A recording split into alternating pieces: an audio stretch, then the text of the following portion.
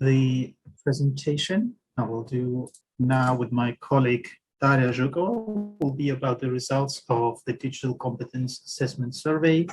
The survey was a part of the background work we did in DC4LT, and a background work for this background work was a review of European and national policies in language education and in digital education, and also we did a study of a job market for language teaching. These were used in the design of the survey. So I'll just quickly give you a brief summary of the results and a little bit of the methodology and the remaining questions we have. So as you might imagine, there are many European policies and communication directives about digital education, digitally competent education organizations, and other documents and policies. And when we did a review of those documents, we found really that digital skills are of greatest importance, specifically for teachers, and also even mentioned with the focus on language teachers and teaching.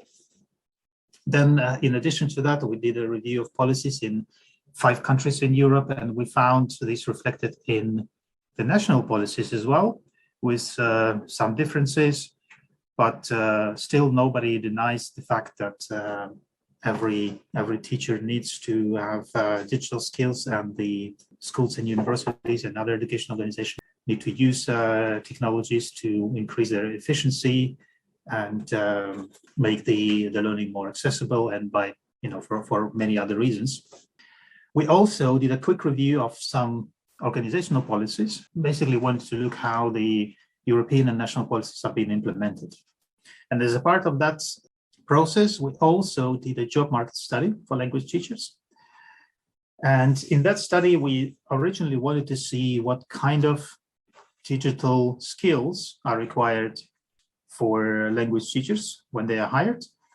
However, we quickly changed the objectives in trying to find the share of job announcements for language teachers that require digital skills. And also then we wanted to categorize the required digital competencies and skills. So what we did, we searched for job announcements in 11 countries in Europe. And we used keywords such as language teacher or English, Greek, Italian, whatever else, other language teacher. So equivalents in local languages. And then we selected the relevant announcements, meaning that a relevant job announcement would only be if it is for a language teacher or an administrative person to be working in a language learning organization. In the result, we've collected 854 relevant job announcements, and then we did some analysis. And then as a result, we had found 3 categories of digital skills, and they are here specific skills. For example, collaborate with online teachers, students using Skype, Viber, WhatsApp, or use tablet-based or project-oriented and self-organized learning. These are specific. We found also a share of old-fashioned skills required. For example, demonstrate experience using personal computer, knowledge of Office or Excel, and also even a good typing speed and PC literacy. We also found very generic formulation of digital skills. For example, has experience with and is positive towards the use of digital tools, and basically just stating ICT skills. What was more interesting and unexpected was that the share of these digital skills and competencies was quite low. So on the right-hand side, you see that 85% of all job announcements we found over the period of half a year did not mention any digital skills. And then only 2% of all job announcements mentioned specific skills, 4% old-fashioned, and 9% generic. And we have lots of questions reminding why this is the case. If you have any ideas, maybe you can post that in the chat. We guessed, so maybe schools and other organizations rely on in-house training, which would be our hope. And also we had many questions of how the European national and organizational policies are interpreted, since all these policies we reviewed, they only highlighted the importance of digital competencies and skills that organizations and teachers need to have. There is another table that gives you a breakdown by country. So we looked at the job announcements in the following countries: Estonia, Norway, Lithuania, Turkey, Italy, France, Spain, Cyprus, Russia, Germany, Greece. And the data I showed you so far was the average. We concluded this job market study with 2 points. The first is that language learning institutions do not expect newly hired teachers to have digital competencies and skills, or they just don't mention that they expect it, which would be a bit strange. And the second conclusion is that the language learning institutions rarely distinguish between different digital competencies and skills when they write job announcements. On that background, we made a digital competence assessment survey for language teachers, and I invite Daria Zhukova from ITMO University to continue this. Thank you, Mikhail. I just would like to quickly read out loud the comment by Mike, who supposed that maybe senior management just don't have digital skills themselves. As Mikhail mentioned, we actually decided to find out how digital skills and digital literacy in general, is it valuable for the teachers themselves and what they think about it? And this is what we found out. I will tell you in a second. The survey that we launched in 2019 aimed to find 5 main points.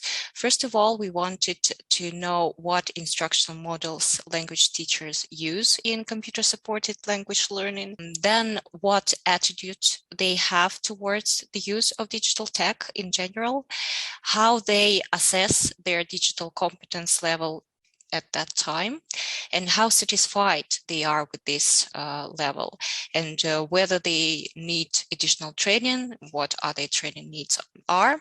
And finally, what language teachers think of the institutional aid in personal and professional development towards digital competences.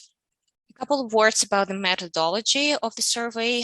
It was designed for 2 main target groups: language teachers and administrators, or policy makers who work in language learning. As you can see, the majority of the respondents stated that they were language teachers. This is why the quantitative analysis of the data was done for this group of respondents, and I will present the main results today to you. The questionnaire in general was structured in 8 topics that are listed in the slide. During this presentation, I would like to focus on the most interesting findings and conclusions that we made, but the detailed result can be found in the report, which is posted on our website, DC4LT.eu, in the section resources. In the survey, we asked the teacher about the language learning instructional models they use in their practice. We wanted to evaluate these 10 models that you can see in the slide. We suggested the respondents to mark them as their core methodologies or auxiliary ones. And as you can see, the most used instructional models as core methodologies are content-based language learning and task-based learning, while project-based language learning and game-based language learning were named among the most popular auxiliary ones. We asked the respondents about their attitudes towards digital tech in language teaching, and we find out that language teachers are mostly positive towards using digital technologies overall and in their personal teaching practice. However, and we find it very interesting, they are less certain about the role of digital technologies in students' progress. On this graph, you can see that 78% of the respondents used face-to-face instructional mode in their daily practice. But again, the data were collected before the pandemic, so this should not confuse you. Yet, even then, the number of those who also used blended learning is rather high. Moreover, 1/3 of the respondents used online or distant models back then, and we may assume that in the current circumstances, the numbers would be even higher. The respondents assessed their level of digital competence in language teaching, and mostly they identified themselves as intermediate users of digital technologies, and they are not satisfied with this level because 71% stated that they would like to get some training to develop in this field. We also were wondering how the teachers use digital technologies every day in their teaching practice, and they said that they mostly use it for communication and collaboration, as well as for professional development and record keeping. Moreover, 66% of the respondents instruct students on the use of digital technologies implemented in the classroom. When asked about their training needs, the language teachers stated that they would like to develop their digital skills further. Most of them willing to participate in the training for advanced level, which logically corresponds with the results of their self-assessment in terms of digital skills level, as most of them considered themselves as intermediate users. The teachers would like to participate in the training held online or in blended format. Again, the results were gathered before the pandemic, so probably now these figures would look different, especially in terms of face-to-face training, because 25% back then still wanted to get face-to-face training. Now, about required improvement, we asked the respondents about their motivation behind participating in the training, and getting new knowledge and skills proved to be most popular reason. The language teachers reported that roughly half of their employing institutions organize or host digital literacy trainings, but even if they do it randomly or as rare as once a year, which actually replied to our question to ourselves about the policies. If it's not mentioned in the job announcements, then we thought that maybe then the institutions provide their own training, but it is the case, but not probably enough. And the respondents those who participate in such trainings in their institutions, they tend to implement the new skills into practice. So they actually feel that it is useful. And finally, we asked what employing institutions could do to achieve a higher level of digital expertise of the employees apart from trainings per se. And you can see that a lot of options, well, basically all of them were quite popular. To name some, allocate working hours for language teachers, digital literacy development, or arrange technical support service or equivalent. So there are some options that the employees are ready to agree on. Conclusions that we made from the response we got, referring to those 5 main questions that we wanted to answer during designing of the survey. What instructional models do language teachers use in computer-supported language learning? We found out that language teachers use multiple and varied instructional methods. What attitude do language teachers have towards digital tech?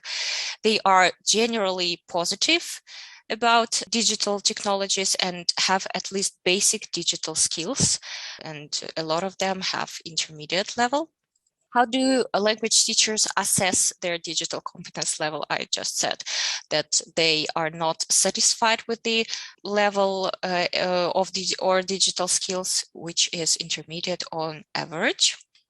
How satisfied are language teachers with their level of digital competences, and what are their training needs? Language teachers believe that they can improve their language of digital competences by teaching advanced skills on average. And final conclusion, what do language teachers think of the institutional aid in personal and professional development towards digital competencies? This is interesting that actually 47% of the respondents stated that their employment institution organize or host digital literacy training, but only 8% receive such training during the onboarding process. Yet 63% believe that their new digital skills are implemented into practice and are very useful. Experience exchange was called one of the most effective way to improve digital literacy apart from training.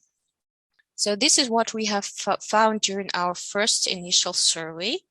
But as the pandemic took place, we started to wonder how the situation has changed since then. And also we have received many questions from the participants of our workshops and training. This is why we decided to launch the second survey, and we did it in almost unamended form in order to analyze how the situation has changed due to the pandemic challenges. This is the QR code for our second pandemic survey. So please spend 10 minutes to give us information to let us know how you feel the situation has changed. And we will analyze the data very soon, and we will publish them on our website. Thank you. Thank you, Daria. Thanks. Okay, then I will take over for just a few seconds. During the presentation, I also posted a link to the report where we report the results of the first survey and also the review of European and national policies on digital competencies in language education. So this report is available on our website. It has the full information about this background work and the survey results.